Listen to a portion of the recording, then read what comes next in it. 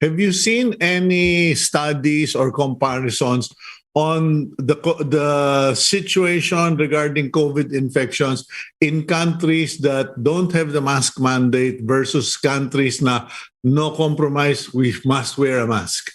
The data actually shows that communities with mask mandates have less transmission. It's very intuitive and it's borne out by observations. In fact, syempre quite familiar tayo dun sa US system, di ba? Meron silang activities or pockets of communities that they continue to promote a mask mandate, like indoors, schools, among how would you put this, senior communities, no? So that's a recognition na may pakinabang yung masks. So siguro sa Asian culture kasi parang hindi siya masyadong problema eh. Kaya hindi natin masyadong napapagtalunan. I actually came across this very interesting study.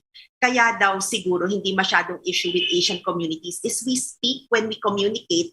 A lot of it is also happening with the eyes. So kahit takpan mo to, nakakapag-communicate ka ng maayos. Whereas in Western cultures, a lot of it is happening in the mouth.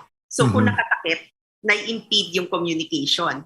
So sabi nila, isa yun sa mga hypothesis about the acceptability. But in any case, no, sa atin naman, sa Asia, matagal na tayong nasanay na mag-mask. And maganda rin naman siguro ipagpatuloy habang hindi pa tuluyan nawawala itong problema.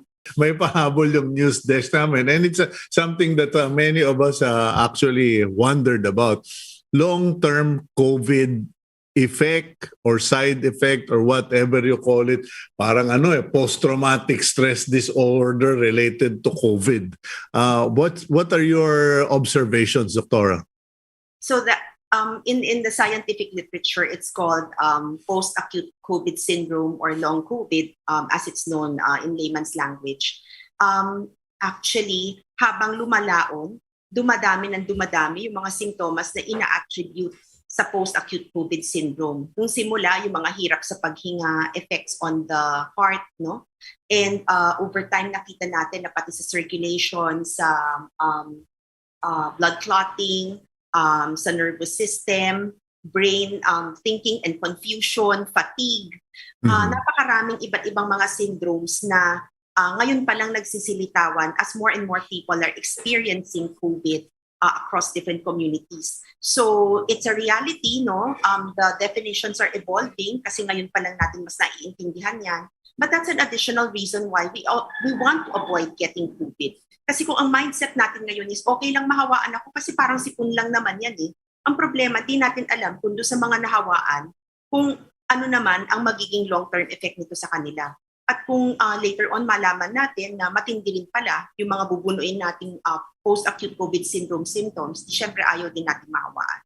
You know, one of the pastors in our church had severe COVID and ano ba yung tawag nila doon? Parang nag-fibrosis of the lungs or something. I don't know what it's called, but yung bang mga direct effects of COVID, which they say is the lungs and I think the heart or something, what are you watching out for? Kung nagka-COVID na ang tao, what should we be watching out for medium to severe COVID?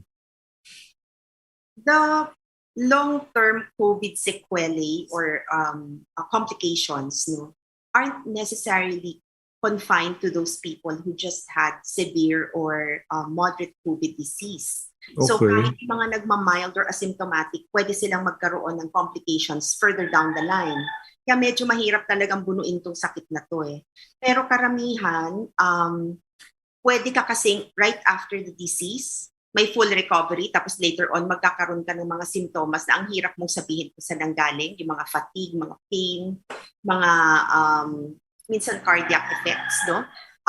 And then eventually they'll trace it to COVID. Pwede rin naman na pagkatapos kang magkasakit, never ka na bumalik dun sa baseline state of health mo. Classified pa rin yan as long COVID. So medyo very broad yung definitions.